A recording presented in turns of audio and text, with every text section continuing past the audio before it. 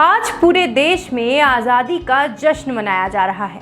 आज हर नुक्कड़, हर चौराहे और हर घर में तिरंगा फहराता दिखाई देगा। लड़कियों के हाथों में 3 रंग की चूड़ियों से लेकर लड़कों के रंग बिरंगे कुर्ते।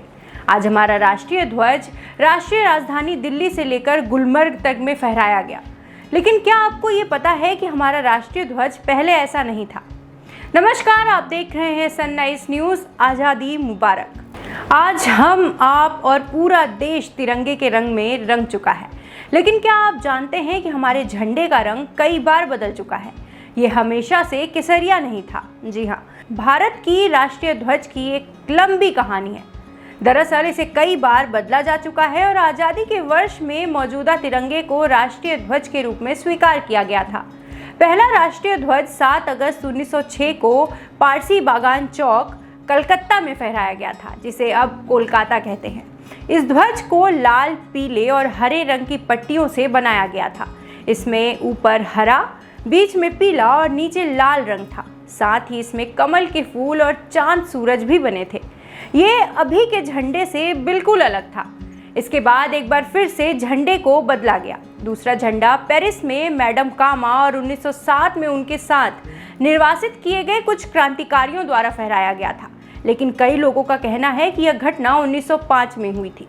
यह भी पहले ध्वज के जैसा ही था। हालांकि इसमें सबसे ऊपर की पट्टी पर केवल एक कमल था और 7 तारे सप्तऋषि को दर्शाते हैं।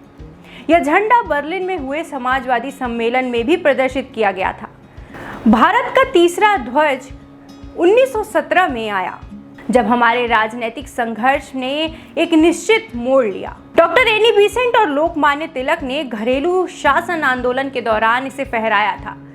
इस झंडे में 5 लाल और 4 हरी क्षैतिज पट्टियां एक के बाद एक, और इसके साथ ही सप्तऋषि भी बने थे। वहीं बाईं ओर ऊपरी किनारे पर यूनियन जैक था। एक कोने में सफ़ेद अर्धचंद्र और सितारा भी था।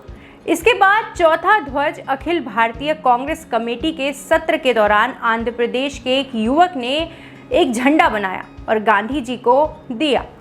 यह कार्यक्रम साल 1921 में बेजवाड़ा में किया गया था। यह 2 रंगों का बना था, लाल और हरा रंग, जो 2 प्रमुख समुदायों अर्थात हिंदू और मुस्लिम का प्रतिनिधित्व करता है। गांधी जी ने सुझाव दिया कि भारत के शेष समुदाय का प्रतिनिधित्व करने के लिए इसमें एक सफ़ेद पट्टी और राष्ट्र की प्रगति का संकेत देने के लिए एक चलता हुआ चरखा होना चाहिए।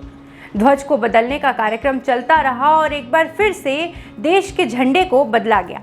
इसके बाद 5वां झंडा आया, जो अभी वाले झंडे से थोड़ा ही अलग था। इसमें चक्र के स्थान पर चरखा था। साल 1931 ध्वज के इतिहास में एक यादगार साल है। तिरंगे को हमारे राष्ट्रीय ध्वज के रूप में अपनाने के लिए एक प्रस्ताव पारित किया गया। ये बदलाव सबसे पास था। जी हाँ, इसके बाद आखिरकार 21 जुलाई 1947 को संविधान सभा ने इसे मुक्त भारतीय राष्ट्रीय ध्वज के रूप में अपनाया। 22 जुलाई 1947 को इसे राष्ट्रीय ध्वज के रूप में स्वीकार कर लिया गया था।